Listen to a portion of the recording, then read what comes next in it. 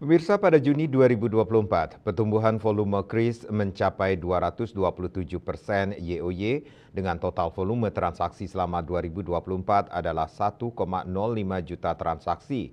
Sedangkan dari sisi nominal transaksi kris tumbuh 180% dengan total nominal transaksi selama 2024 adalah 125 miliar rupiah.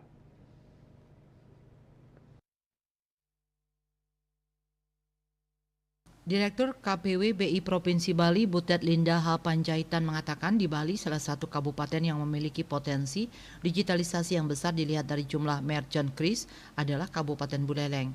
Pada Juni 2024 mencapai 59.157 merchant atau tumbuh 25,67% YoY. Kabupaten Buleleng memiliki ruang peningkatan dari segi daya saing yang dapat dioptimalkan dengan meningkatkan kapasitas dan kapabilitas SDM berkemampuan digital, mendorong pengeluaran rumah tangga untuk teknologi informasi dan komunikasi TIK, serta meningkatkan inklusi keuangan dan penggunaan e-wallet. Selain itu, 39 perangkat daerah di Pemka Buleleng sudah diterbitkan Kartu Kredit Indonesia KKI melalui KKI Kris dan KKI Fisik. Butet mengatakan Bank Indonesia mendukung komitmen Pemka Buleleng dalam mendigitalisasikan Buleleng secara penuh. Pemka Buleleng telah mengimplementasikan inisiatif KKI di seluruh perangkat daerah baik melalui KKI Kris maupun KKI Kartu Fisik.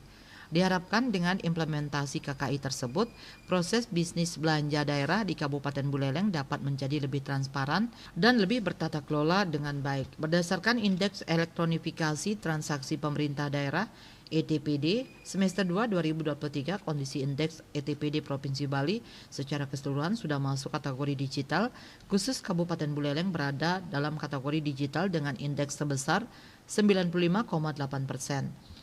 Indeks tersebut berhasil dicapai oleh Kabupaten Buleleng karena implementasi kanal non-tunai untuk seluruh pembayaran pajak dan retribusi daerah, serta implementasi KKI dalam menunjang belanja daerah Kabupaten Buleleng yang telah terrealisasikan secara non-tunai 100%. Bali Pos melaporkan.